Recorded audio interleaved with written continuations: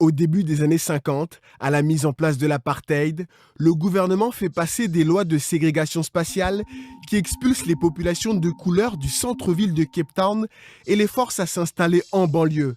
Des millions de familles sont transférées dans des ghettos. Déracinées, sans travail, elles ne parviennent pas à s'adapter à leur nouvel environnement. L'alcoolisme et la toxicomanie explosent, mais aussi le nombre de foyers monoparentaux. Au fil des décennies, des millions de jeunes se retrouvent désœuvrés. En quête de repères, sans emploi, ils rejoignent les gangs et sombrent dans la criminalité pour survivre. Selon Don Pinnock, cette politique raciale est l'un des facteurs expliquant l'ampleur des gangs.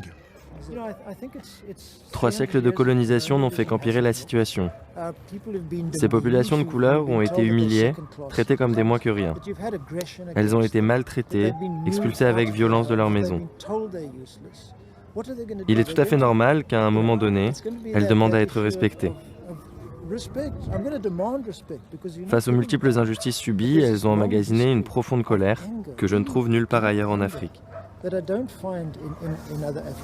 La violence des gangs, un phénomène qui trouve son origine dans l'histoire raciste de l'Afrique du Sud, selon Don Pinnock. Mais qui sont ces gangsters? Que font-ils de leur journée?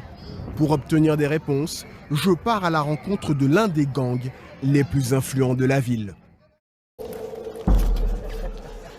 Donc là, on vient d'arriver dans le quartier général du gang des Mongrels. C'est un des plus dangereux de Cape Town. C'est la première fois que la maison qui nous reçoit accepte de recevoir un journaliste tel que moi pour une interview exclusive. Je vais m'entretenir avec l'un des leaders du gang des Mongrels, accompagné de certains de ses lieutenants. Good morning, I'm Regis. Salut, je m'appelle Régis, et toi? Good morning. What's your name? Marwan. Enchanté. Le gang est né dans les années 70, ce qui en fait l'un des plus anciens de Cape Town. C'est aussi l'un des plus puissants. Ses membres ont la réputation d'être particulièrement violents.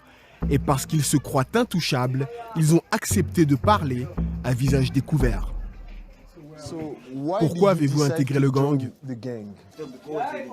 J'ai pas eu le choix. Quand j'étais petit, en allant à l'école, je me faisais attaquer. Des gangs ont failli me tuer plusieurs fois. J'ai donc rejoint les Mongrels pour me protéger. Ça fait combien de temps que tu es un Mongrel? 14 ans. J'ai rejoint le gang à l'âge de 13 ans. Charlton, le leader du groupe ici en vert, me révèle que pour devenir membre, il y a une initiation obligatoire qui consiste à tuer quelqu'un. C'est seulement après qu'on reçoit la marque du gang. À quoi reconnaît-on que vous êtes un gangster? Ah d'accord, au tatouage Mongrels.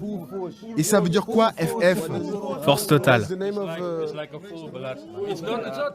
C'est un tatouage spécial que tu dois mériter par ta loyauté. Et en prison, j'appartiens au gang 27. Regarde. T'as passé combien de temps en prison? 8 ans. Pourquoi? Meurtre. T'as tué combien de personnes? C'était juste pour un meurtre. J'ai pris 10 ans, mais j'ai été libéré au bout de 8. Que fais-tu en tant que Mongrel? Je dépouille les gens, je vole les commerçants, je tue mes ennemis, je fais ça tous les jours. Quels sont les gangs qui vous entourent? Les Americans, Dollar Kids et les Ghettos. S'ils nous emmerdent, on les tue. Tu peux m'expliquer? Parfois, ils attaquent nos familles. Ils tuent nos frères et sœurs. Alors on se venge. Le problème, c'est que le ghetto d'Hanover Park devient trop petit pour tous les gangs. Tu vois ce que je veux dire? On fait la guerre pour protéger notre territoire. Par exemple, nous, les Mongrels, on gagne pas mal d'argent. Du coup, les Americans deviennent jaloux et nous attaquent. À cause des affrontements avec les bandes rivales, tous arborent de multiples blessures par balle. Ce gangster a reçu 9 impacts. Regarde toutes les traces des balles.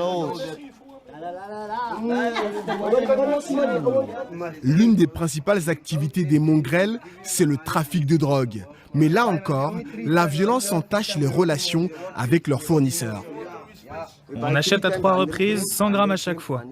La 4e fois, on lui demande de livrer 100 grammes supplémentaires et bam, on le dépouille. Sans le payer, bien sûr. Et s'il nous prend la tête, on l'abat. Boum boum.